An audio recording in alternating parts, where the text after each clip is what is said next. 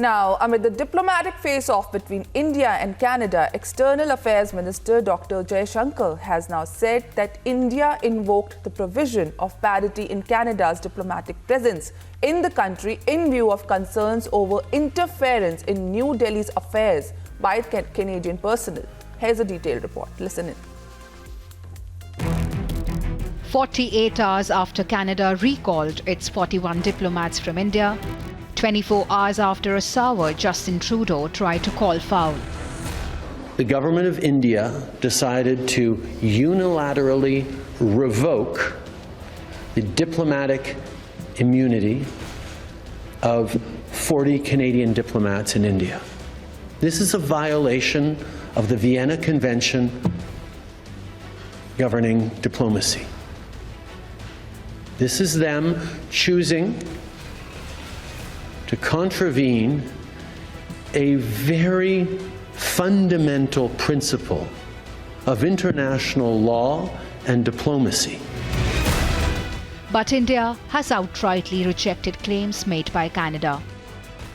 There's this whole issue of parity, that the size of, how many diplomats there are of one country versus how many diplomats there are of the other country.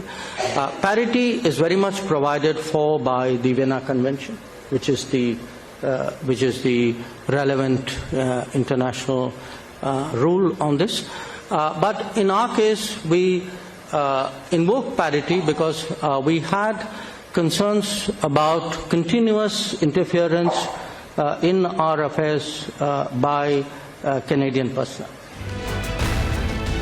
India has made it clear that it sought cutting down of diplomatic staff to ensure parity in view of concerns over interference in New Delhi's affairs by Canadian personnel.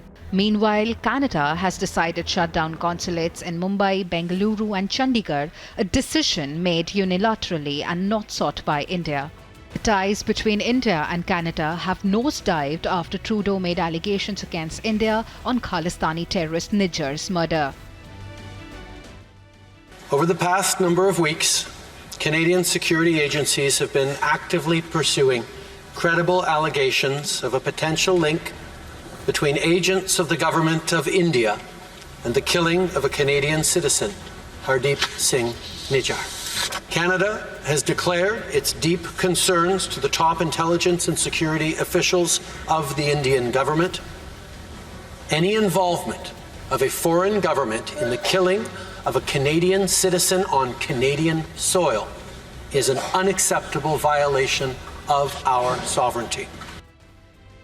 Over a month since the allegations were made, but Canada has so far failed to provide any evidence to substantiate their claims.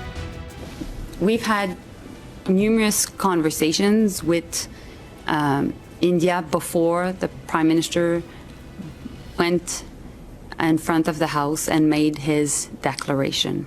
This was not a surprise to the government of India. A surprise, but the evidence, did you show them the evidence? Through these different conversations, the Indian officials were made aware of the credible allegations. The face-off with Canada has made India's foreign policy stand clear.